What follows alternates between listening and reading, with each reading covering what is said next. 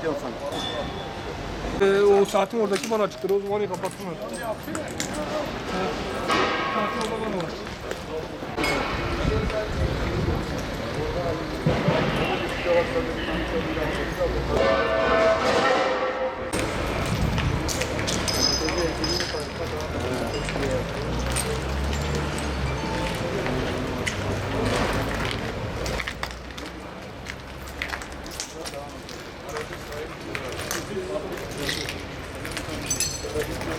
Bir araç daha var.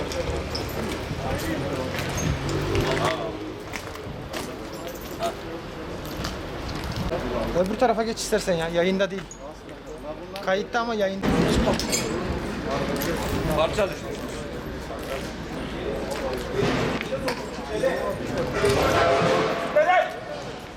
Götünüze tutun! Biz organizasyon hastanesi. Olay yeri.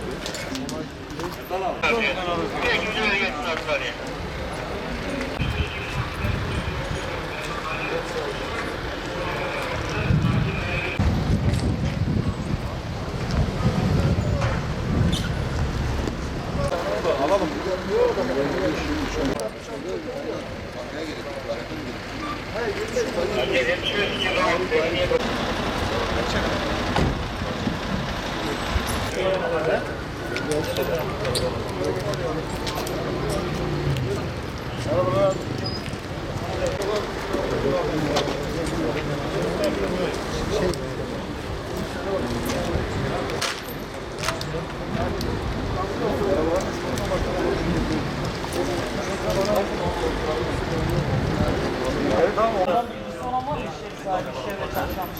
Oksel Abdurrahman, üçü Suriyeli abi. Bunların soyadı bilinmiyor.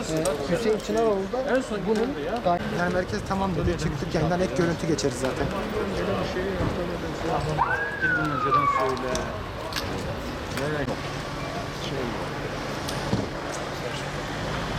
Bir şey söyle. Dikkate alın. Her şeyiniz.